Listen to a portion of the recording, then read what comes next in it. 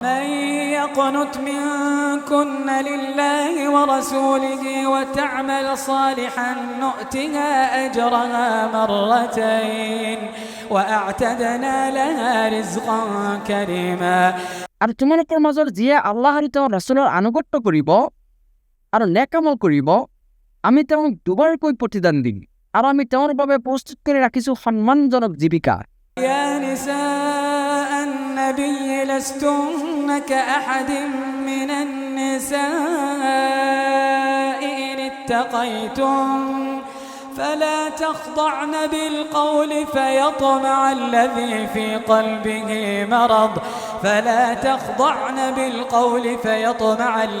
في قلبه مرض وقلن قولا معروفا হে নবী পত্নীসকল তোমালোক আন নাৰীৰ দৰে নহয় যদি তোমালোকে আল্লাহক ভয় কৰা তেন্তে পৰপুৰুষৰ লগত কোমল কণ্ঠত কথা নকবা কাৰণ এনে কৰিলে যাৰ অন্তৰত ব্যাধি আছে সি প্ৰলুব্ধ হয় আৰু তোমালোকে ন্যায়সংগত কথা কবা وقرن في بيوتكن ولا تبرجن تبرج الجاهلية الأولى وأقمنا الصلاة وآتينا الزكاة وأطعنا الله ورسوله আৰু তোমালোকে নিজ ঘৰতে অৱস্থান কৰিবা প্ৰাক ইছলামী জাহিলী যুগৰ পদাৰ্থখিনিৰ দ্বাৰা নিজকে প্ৰদৰ্শন কৰি নুফুৰিবা তোমালোকে সালাত কায়েম কৰা জাকাত প্ৰদান কৰা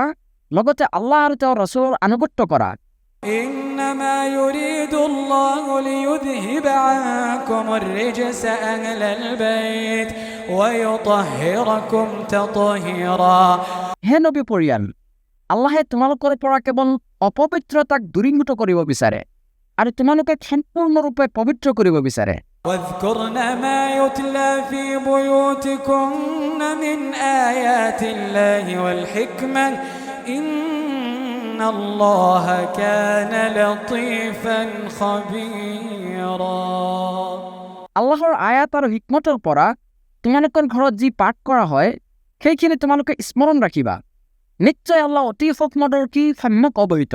إن المسلمين والمسلمات والمؤمنين والمؤمنات والقانتين والقانتات والصادقين والصادقات والصابرين والصابرات নিশ্চয় মুছলিম পুৰুষ আৰু মুছলিমা নাৰী মুমিন পুৰুষ আৰু মুমিনা নাৰী অনুগত পুৰুষ আৰু অনুগত নাৰী সত্যবাদী পুৰুষ সত্যবাদী নাৰী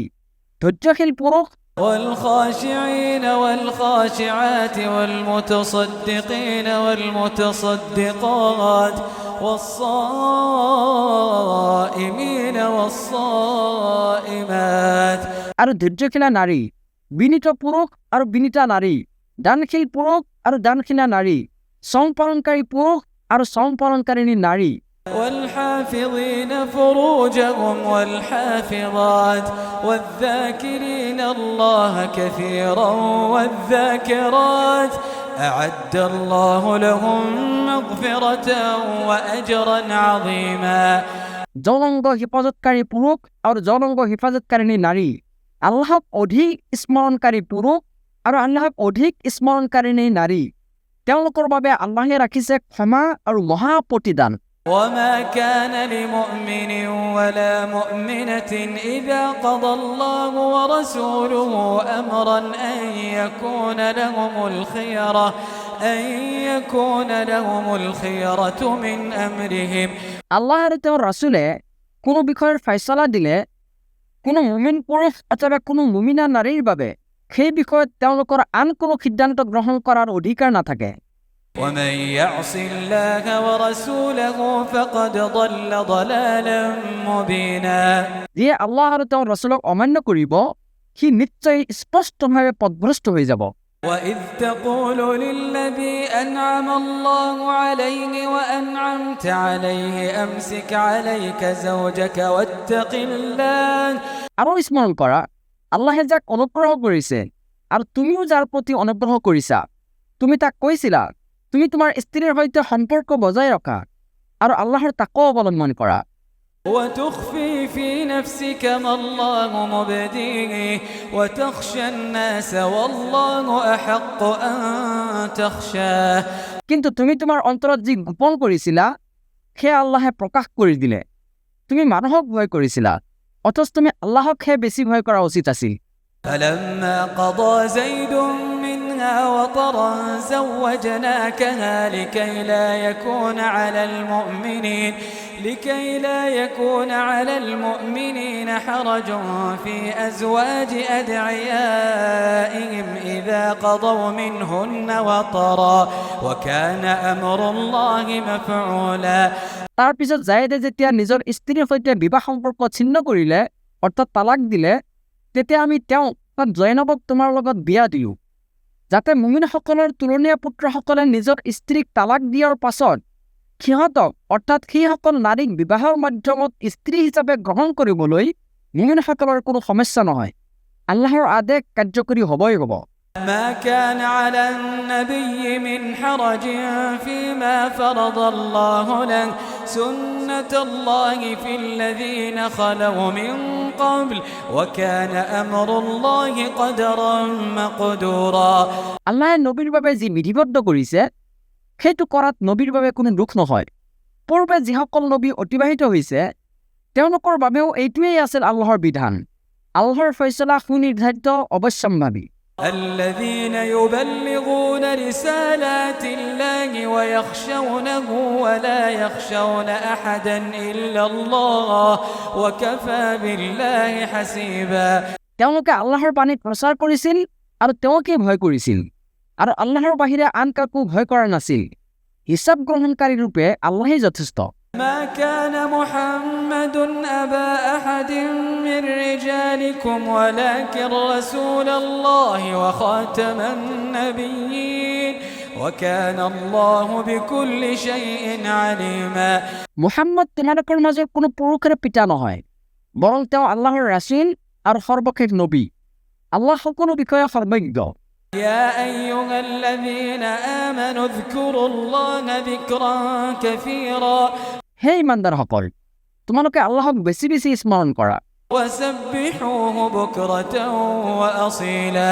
আৰু পুৱা গধূলি তেওঁৰ পবিত্ৰতা আৰু মহিমা ঘোষণা কৰা هو الذي يصلي عليكم وملائكته ليخرجكم من الظلمات إلى النور وكان بالمؤمنين رحيما তেওঁই তোমালোকৰ প্ৰতি অনুগ্ৰহ কৰে আৰু তেওঁৰ ফেৰেশতাসকলেও তোমালোকৰ বাবে দোৱা কৰে যাতে তেওঁ তোমালোকক অন্ধকাৰৰ পৰা পোহৰলৈ উলিয়াই আনিব পাৰে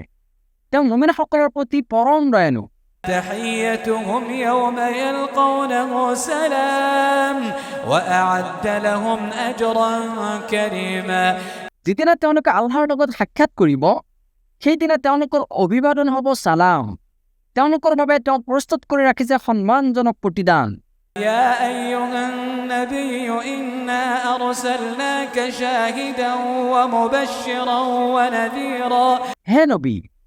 নিশ্চয় আমি তোমাক সাক্ষী সুসংবাদদাতা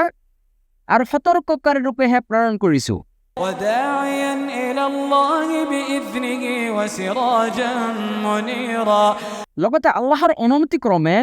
তেওঁৰ ফালে আহ্বানকাৰী আৰু উজ্জ্বল প্ৰদীপ ৰূপে প্ৰেৰণ কৰিছো وبشر المؤمنين بأن لهم من الله فضلا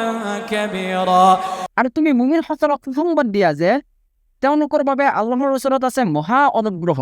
ولا تطع الكافرين والمنافقين ودع أذاهم وتوكل على الله وكفى بالله وكيلا তুমি কাফিৰ আৰু মুনাফিকসকলৰ আনুগত্য নকৰিবা সিহঁতৰ নিৰ্যাতনক উপেক্ষা কৰা আৰু আল্লাহৰ ওপৰতে ভৰসা কৰা কৰ্মবিধায়ক হিচাপে আল্লাহেই যথেষ্ট يا أيها الذين آمنوا إذا نكحتم المؤمنات ثم طلقتموهن من قبل أن تمسوهن فما لكم عليهن من عدة تعتدونها হে ইমানদাৰসকল যেতিয়া তোমালোকে মুমিনা নাৰীসকলক বিয়া কৰাবা তাৰপিছত সিহঁতক স্পৰ্শ কৰাৰ আগতে যদি সিহঁতক তালাক দিয়া তেন্তে তোমালোকৰ বাবে সিহঁতৰ পালনীয় কোনো ইদ্যত নাই যিটো তোমালোকে গণনা কৰা فمتعوهن وسرحوهن سراحا جميلا এনে ক্ষেত্ৰত তোমালোকে সিহঁতক কিছু পৰিমাণ সামগ্ৰী প্ৰদান কৰিবা আৰু সৌজন্যৰ সৈতে সিহঁতক বিদায় কৰিবা يا أيها النبي إنا أحللنا لك أزواجك اللاتي آتيت أجورهن وما ملكت يمينك হে নবী, আমি তোমাৰ বাবে বৈধ কৰিছোঁ তোমাৰ স্ত্ৰীসকলক যিসকলক তুমি মোহৰ প্ৰদান কৰিছা,